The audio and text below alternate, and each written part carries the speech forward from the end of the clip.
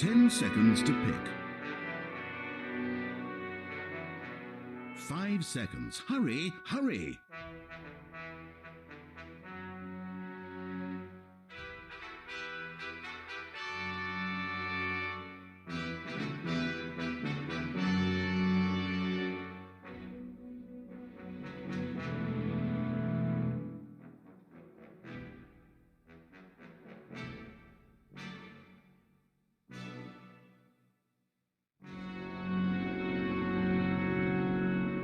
Radiant team pick. Dire team pick. Disruptor.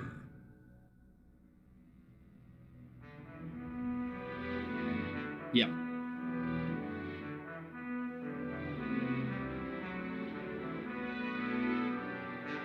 Yeah, I fully agree. Like I've dabbled in looking at other regions and stuff, and yeah, it really isn't a hot hero, but Only 10 seconds. kind of boils down to the idea that I think CIS are the reason 5 they seconds. lack way to end a game or be cohesive enough to push through some of that early aggression that can like team out from these teams. I think Henover as a hero, it does fix a lot of these problems. You have to always get someone in the fight, you're going to be able to be a little bit tankier. So I think it plays well into the kind of the meta that CIS developed for itself, which is how do we go high ground, how do we pressure the map. Simplifies your game, it does, but I think FlyToMoon, 10 seconds to expand. I am worried. Simply, this is a alright, boss tier pick. So basically, my point for FlyToMoon was they currently have no one who happily wants to stand at the front, really be that tanky boy. I think the biggest issue they have is also the fact they have no real good lockdown. Shaman can never really get a shackle off in this game due to Disruptor with massive range on Glimpse can glimpse in.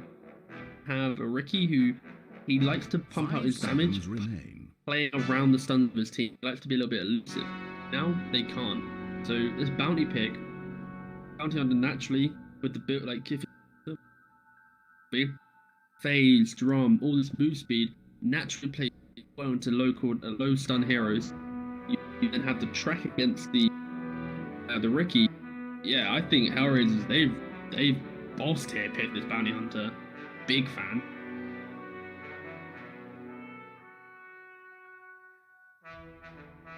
Yep.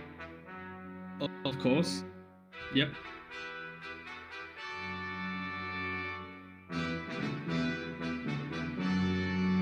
Yeah.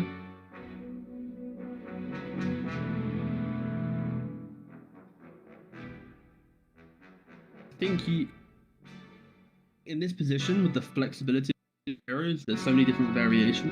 I think right now, I would like to see mid hero be in condition, a way to go into the high ground. Because right now, HellRaisers, even though they have this ability to move around the map and be aggressive, they also have the same issue as FlyToMoon. How do we actually start a fight? Who's our front line? Of course, Bounty Hunter is technically that, in terms of he's so quick, he'll be in your face, he'll be tanking the stuns, yada yada yada, like he's going to have a good time. But the issue is FlyToMoon have that last pick. I think HellRaisers need to cover themselves from a Chloe, for example. Or one of these kind of more gulp heroes that are just going to ruin your day, especially. But I guess the only caveat to that would be Puck does fare really well against BO once you get to like the Deso and that kind of right click build, because you even get to like level 5, for example, you've got rapid fire. Even if you don't have that, if you just call him with the phase shift attack, you can kill him. Maybe like a Medusa for HellRaisers, just slap him in the mid lane, just let him exist within the game, just secure mid to late game. Gives you that push potential, Manta, maybe even for Lifestealer means offlane bounty. I mean, it just means offlane bounty hunter.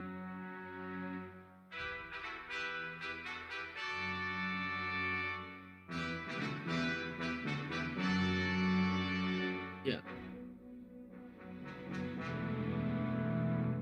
10 seconds to pick. No, yeah, you got a bit giddy. Then as well, this could also just simply be like, could also be Roger bouncing into a phonic cock, right? Yeah, no, it is offlane. Alright, cool. But FlyToMoon, it's the classic pick, right? You look at your draft, like, ready, how do you man, how do you really start team fights? Who's your boy? What's the hero that always answers those questions? Kunkka. He is the lad. He is the guy you pick when your draft looks a little bit wonky. Now you see this Kunkka. Damn, that is a solid looking. Only concern though, another melee boy. Got 3 melee cores against the pup. So is it gonna maybe? But they drafted themselves a beautiful, like a deluxe draft, and I'm gonna go bold. Second game prediction: HellRaisers again. 5 seconds. Hurry, hurry. I am, yeah.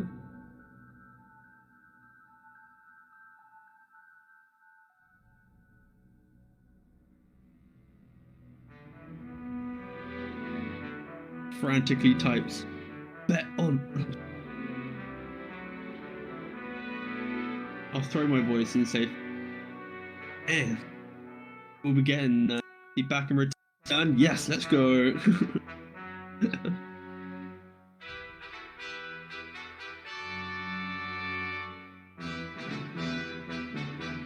Yep.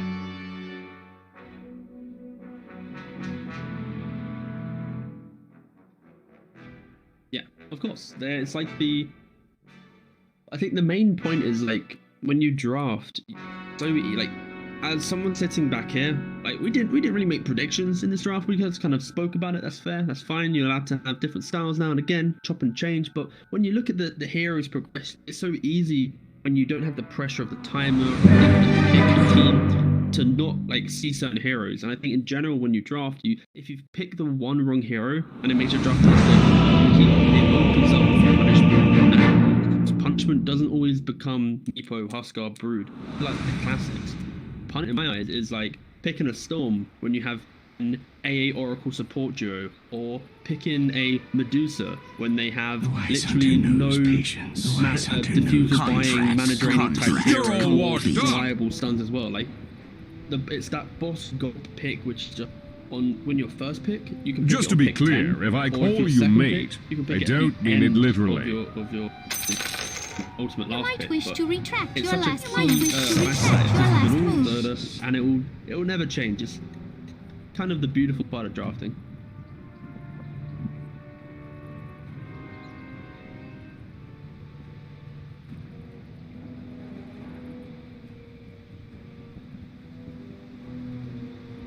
I could dig that, yeah. I think luck like there's a nice list of heroes with defusal. Like you got Void, Ricky, Juggernaut can work it in if he wants to. Then got Phantom, yeah. Like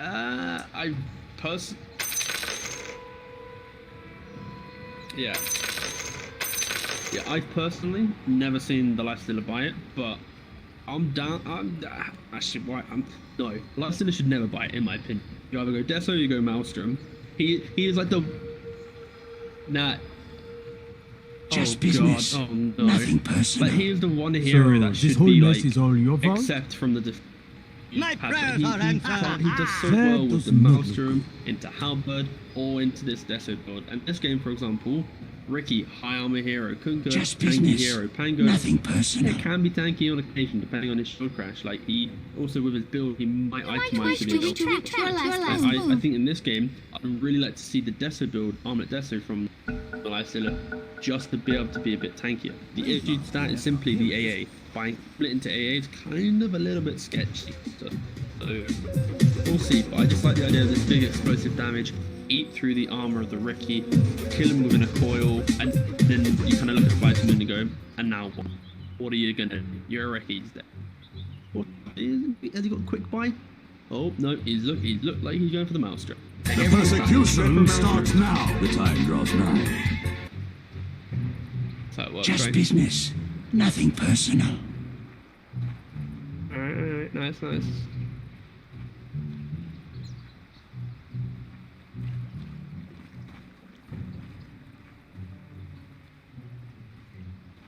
Damn. Yeah.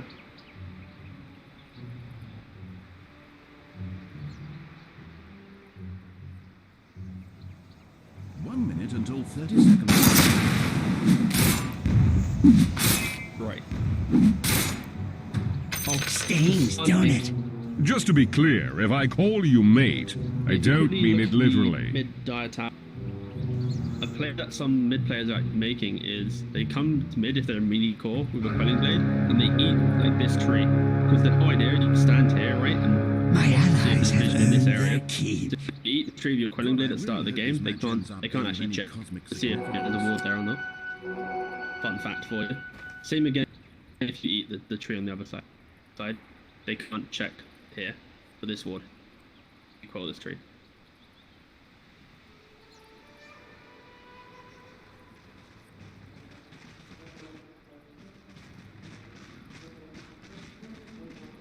Oh, tier 2, man, you've rated yourself quite highly there, pal. You've got... Take the analysis away, brother. You got this.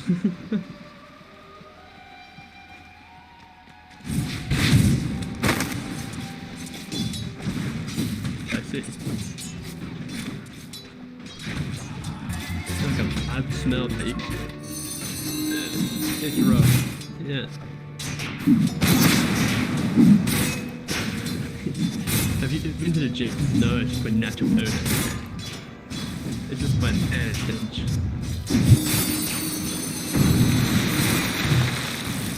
Oh, no, thank you.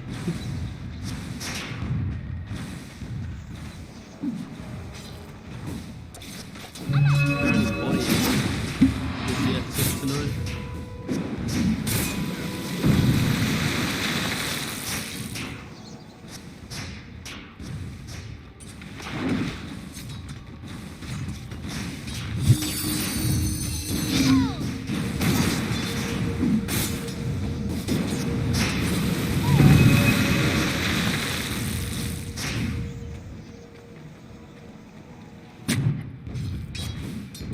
Not bringing out their additional sessions. I think overall perfectly fine to go.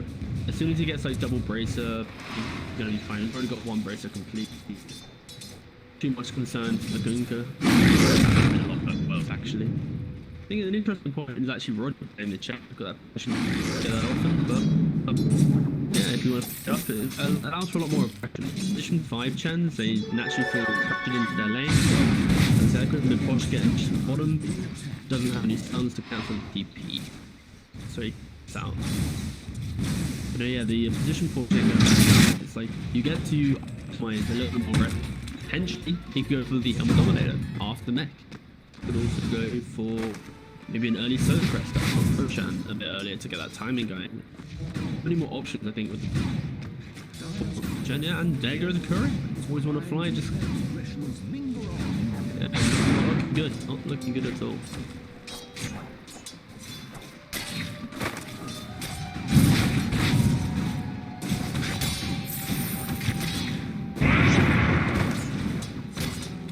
Exactly. You pick up Petros and Mechan costs 1900. That's some weird way of saying numbers. Yeah, 950 gold. So yeah, like you're gonna be able to get quite quickly. He's already close with chainmail and maybe get a kill, maybe get an hour at some point, and yeah, there's your next.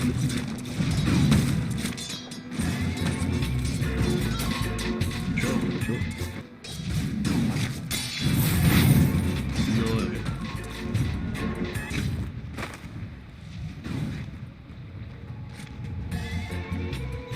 And more importantly, if we have a quick look at mid lane now, we've got Iceberg to do the Walk of Shame back to base. Because Sani already hit up 5, pretty much 2 levels on Iceberg right now. Sani just doing absolutely. This lane looked like it was Iceberg favored at the start, especially with that initial damage taken from the free bounty room, but Sani coming in there 1 level ahead of the Bunker.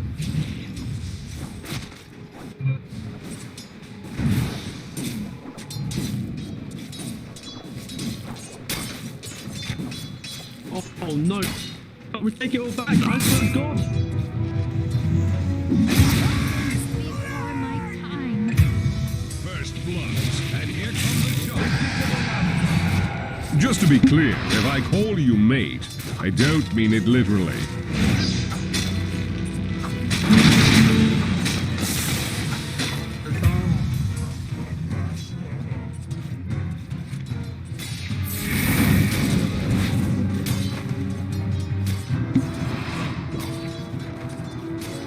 Dude, cast the curse, man. We're like, damn, the sign is done. I'm just caught up in this lane. And then he gets caught by the X, doesn't dodge the bait shit, and bada bing, bada boom, you're gone. You're dead. Lane's back to the middle. Say a bit louder next time. The loving life. This is My thrift rewarded. pretty cool. A little something extra for the Top there. Yeah. Okay, yeah, maybe I will find it. I don't know. It's things mainly about this top lane. How can you pressure the tricky and progress? Like, you want to check early mech to be useful. I've seen it naturally again. You said it's not. He wants to farm for a little bit. It doesn't really matter that he's back bottom. It's for sure annoying, but you kind of talk through his game plan along with this. So, how the top lane can maybe take an early tower and then swoop across the map with a big pick-up potential, pushing down some kind of dragon hero.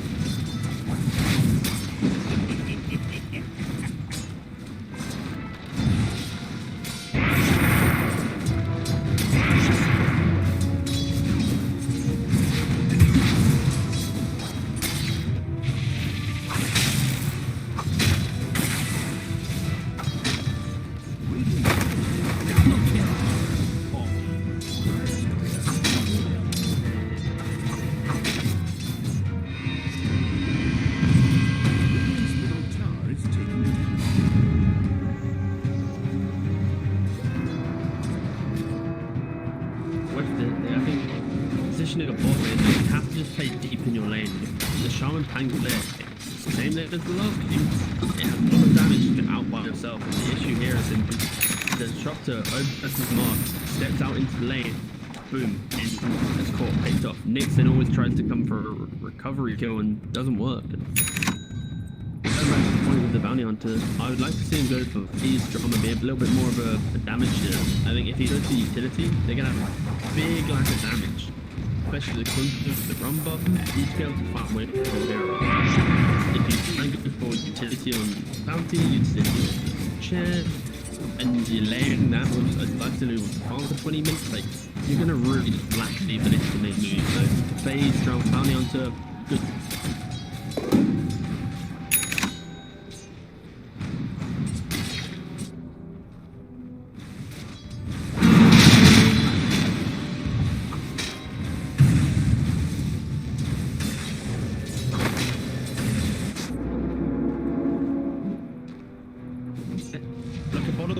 Instant CP.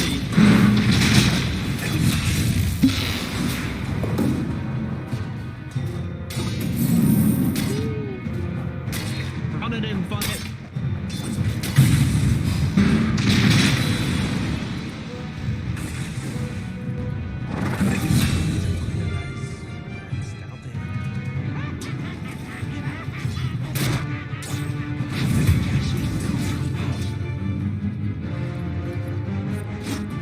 Reset himself. He knew he didn't have TP up, he'd be off the map for like maybe a 30 or so. Yeah, just kill himself off. Give it a little kind of, there's a little bit of gold Pangolier, sure, but overall, really good moves from Funnick. And this is the thing about the bounty hunter. Like, if he gets to that lane, it's so hard for anyone to do anything to him because what's your start? The Shaman? Alright, cool. Other than that, maybe the Torrent, the X-Torrent from the Kunkka, but you're never going to rotate on mid as a bounty hunter. You're going to punish the side lanes.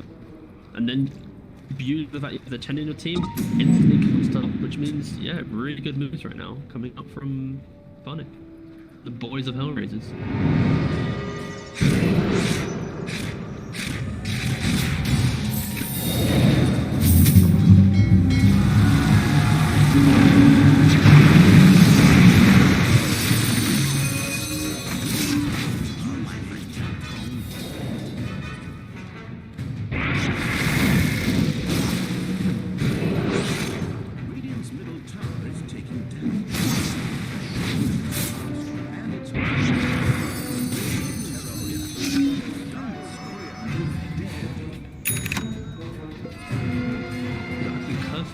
so much, honestly. Like, Kasani mid lane, woo, dies.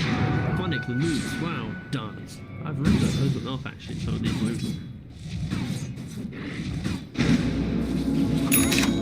Again, Ryle. The thing is, I didn't factor in Phonic diving underneath a tower when, without any advantage, knowing that there's TPs up. Like, I didn't factor that into my analysis. That's not meant to be a thing.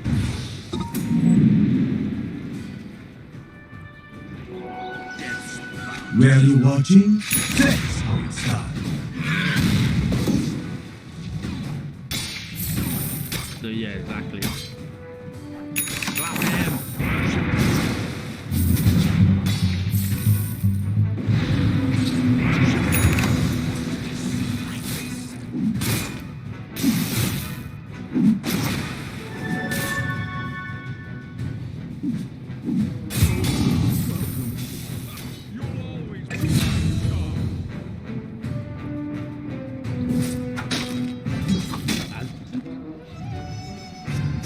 Yeah, Sony's ED just gonna cause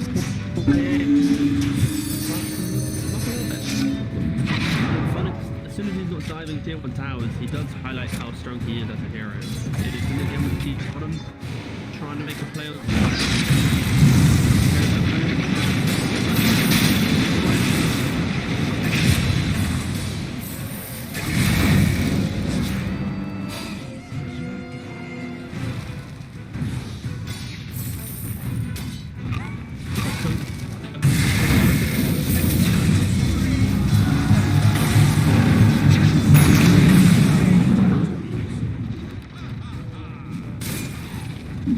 there's the face drum. This man he doesn't really care. I think, yeah, he gets 3 kills, he dies, he's like, cool, nice, good honor, we're taking the top out. Like, yeah, Bounty Hunter's forced to get all of these matches.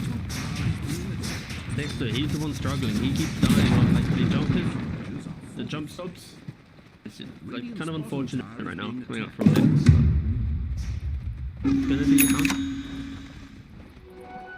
William's middle tower is taking damage. yeah. Doesn't care at all. I think the only turning point he's always died to the Kunkka, which means if you look at the Kunkka's net worth though, he's having a peachy time. Phase, Omelette, he's well on his way to his next item. Like, kind of don't want the Kunkka to have a good game because he is the factor that, like, you pick him to solve your draft, right? You need to have control, damage, frontline, team fight, everything. That's what Kunkka provides. When you give him a good game, it amplifies. It means his team doesn't have to have a great start to the game because they can play behind this kind of unit of a Kunkka.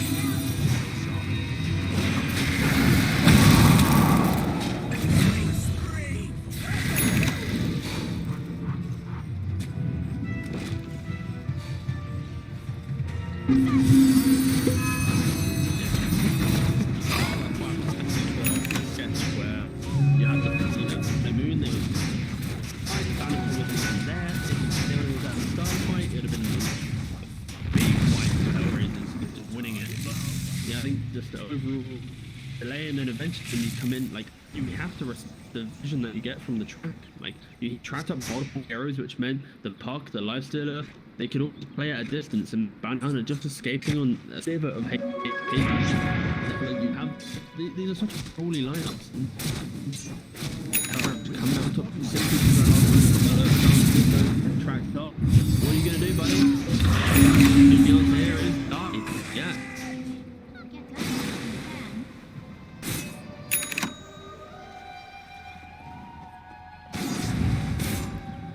Radiant's bottom tower under fire.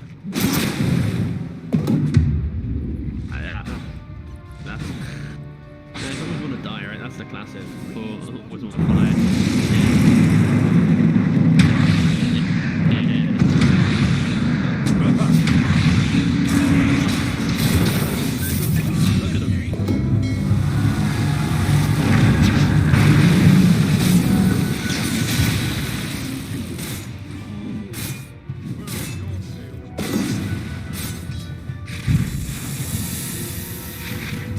So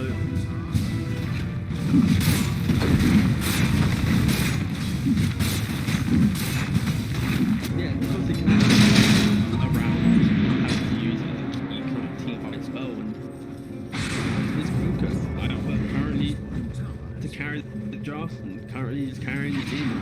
I think Sonic, they're kind of getting a bit too big for the boots in terms of where the fights they're trying to take. I understand the idea, which is you want to bottom push it, which means they use the spell bottom, we can then instantly get the mana advantage up and take a tower. The only issue is, Fun gets to the point where it feels a little bit flat. And I like his itemization rate. I go for Solar Press, I go to B, but potentially early fight could have reached a little bit of damage coming up.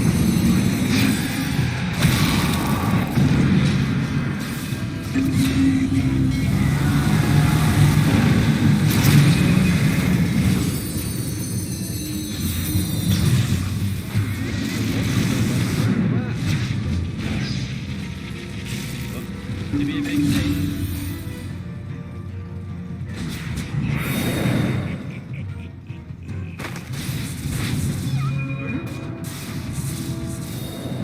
Yeah, so this is the whole idea that I just mentioned. Like they made the move open, they died, but then they instantly all the heroes top the Chen as well, and then they hit that. They control the outburst as well, so they traded one tier 2 though, and they're still slowly building their lead. If you see the itemization coming out from fucking Lifestealer, Puck's going for that Blink Desert, Life is going for the Hellbound. So you kind of get the item that Lifestealer wants, Puck's also kind of blocking, right? So you go for this build, after by the Deso, so when we combo together, you still have that big explosive damage. Lifestealer naturally feels a little bit underwhelming when he doesn't get a Deso in terms of damage up. Off you go, you've now got a free item.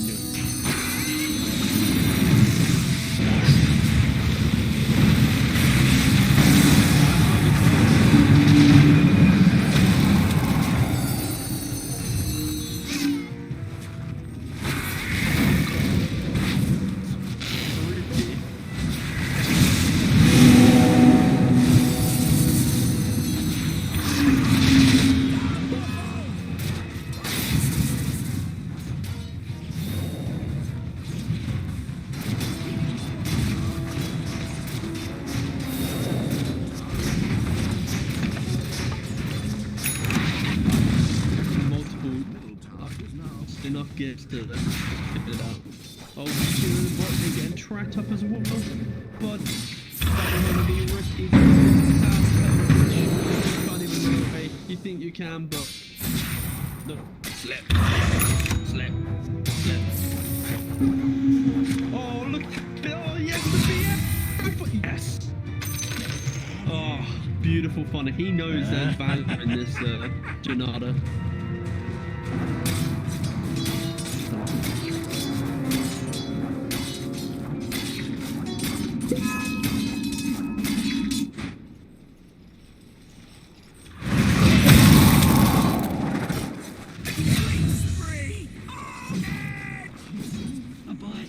So much temper being that. Oh, General there in the top. What a beautiful little cheeky hook to the side.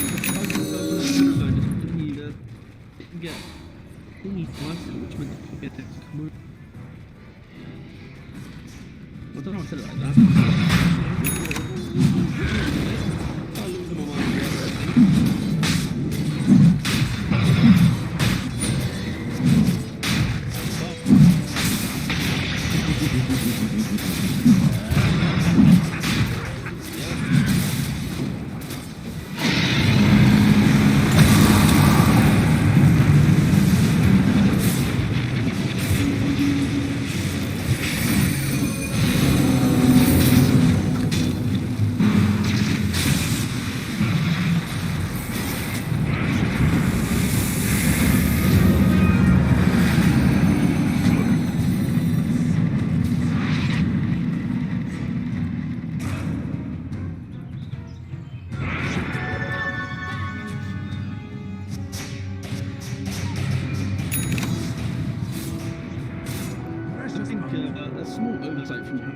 where, of course, you can do Roshan really easily. You wipe the Bounty on a Solar Crest, you've got the Death on the puck.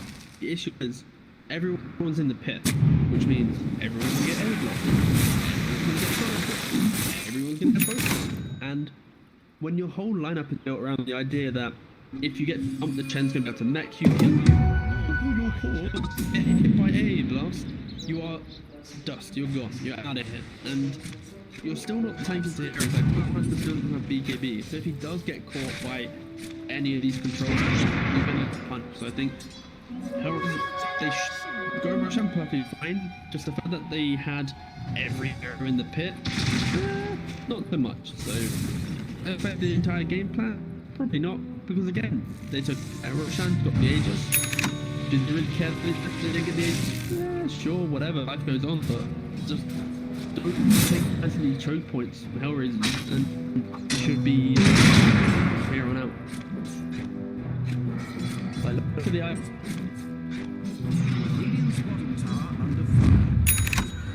No, it's fine.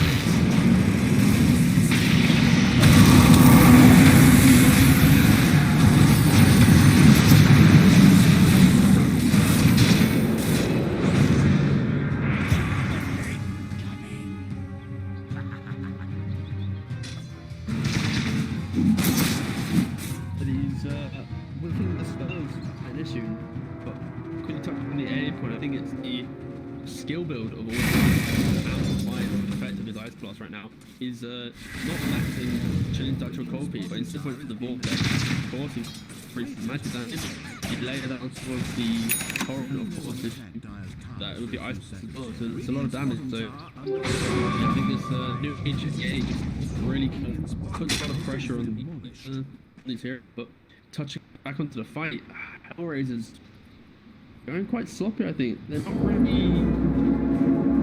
have to get the coil. The issue right now is they whiff the coil, into the fight, Lifestealer uses Rage into the fight, which means what do I do now? I'm dead. So they're getting a little bit sloppy right now. Roshan with the second fight and shouldn't be tough for them to be able to make aggressive moves, but big misplay after misplay kind of opens up the game.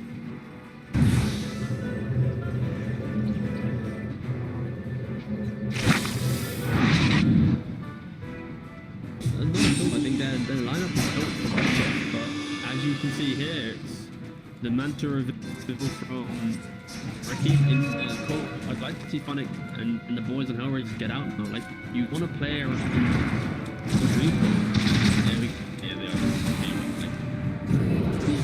missed team fight spells which make HellRaisers hard to fight. If they just hit them, they can take any fight they want. Like Bounty Hunter, he can kill pretty much any hero if he continuously right clicks and gets them to the backline. But if we look at A, he's got a Ghost Scepter. Shaman, he's got a Ghost Scepter tapped in. There's going to be a timing where Sonic's going to fall off. Just can't get those continuous right clicks off. 17 seconds for the next coil.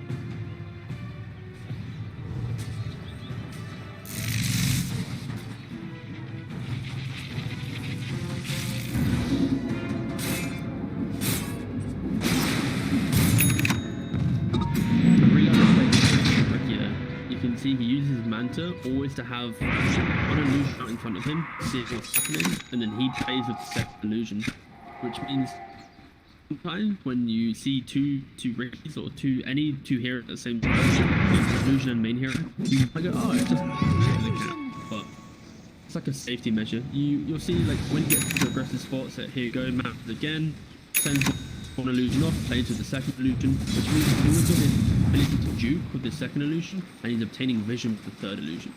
Yeah, but very, very good play. I know RTD does this a lot.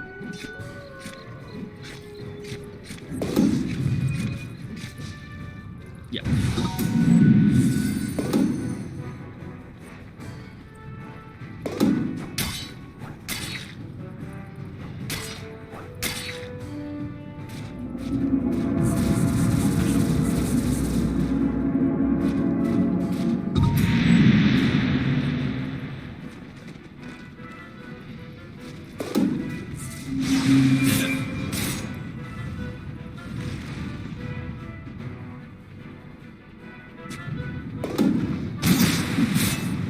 They're playing for this next big. Like, I think they've realized, alright, we're only losing fights because we're just not hitting our spells.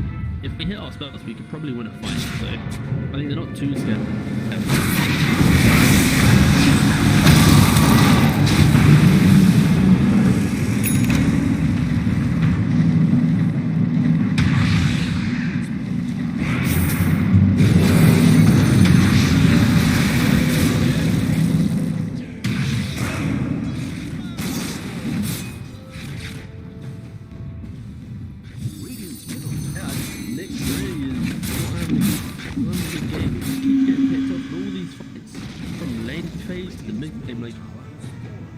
Presence has been pretty much enters the fight, doesn't really do anything, and just dies. So I've been playing the game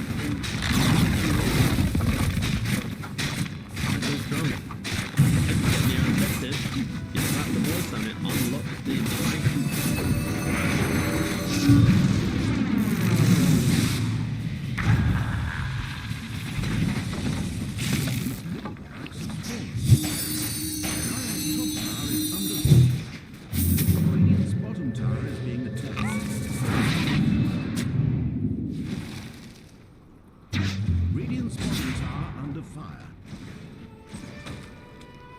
I did expect HellRaisers to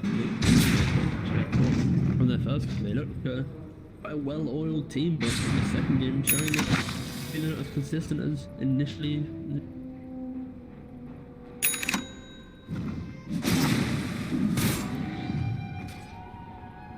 I think that the goalie doesn't really show how dire this game is for them at this point. Like, they can't really. Their life is literally creep at this point. He has house deal with, and multiple go set. Ricky who can disengage, Kunka with BKB armlet. His Lantern can pump out no damage, and yeah, you just have to shove it in his arm and hope that he can get to maybe a basher or just that additional item to get him into the game. It's a rough one for sure, but luckily you do have the axe on top, which means if you do the coil, no catalyst 2 in the last 2 fights, he might be able to actually do something, but try to play, I think, make the map wide, make the map open, take the towers, move away from this sort of aggressive nature that HellRaisers adopted at the start of the game. Wait for the lifestealer, sorry, to be a little bit more confident in his position, and then go from there.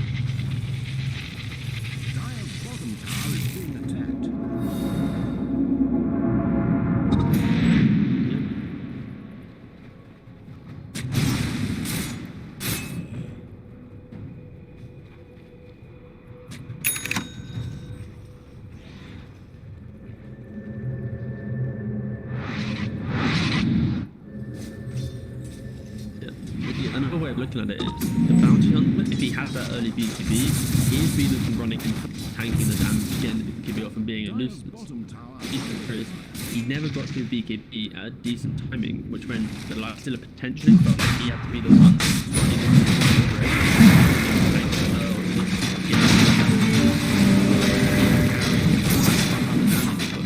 now, by the moon, they get the 2 rotation, they push it to 2 late.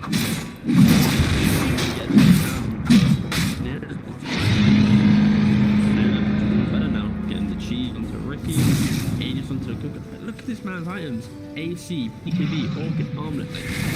Good armor. This man is a absolute huge. It is so hard to kill him. Twice so.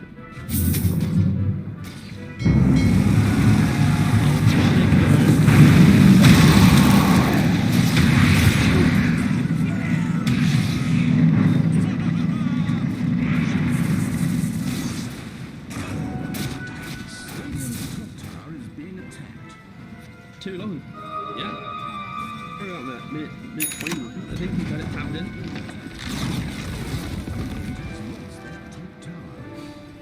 boils down to research. I thought for anyway quiet like I mentioned, if you find out how to go through this code speeding up, all these small fixes that kind of build towards iceberg again is the point of come at me, lay behind the surfboards. Only people get their high ground, no one else has to come up here. Like, the only way the power is to win the high ground is right here. They overcommit high ground position, and it's out. You got that big coil, but they provide this bow to the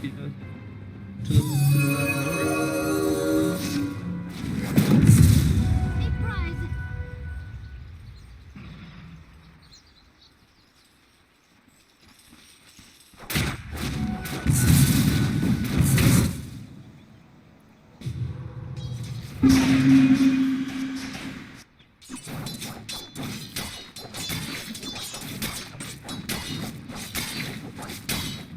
Bottom tower under fire.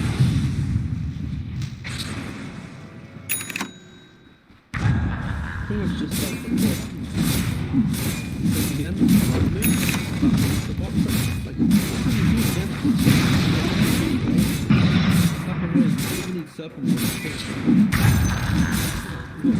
Hopefully doesn't get initiated completely. Again, no beat. On track here, watch out, you see him, yeah, of course you see him, he's tiny.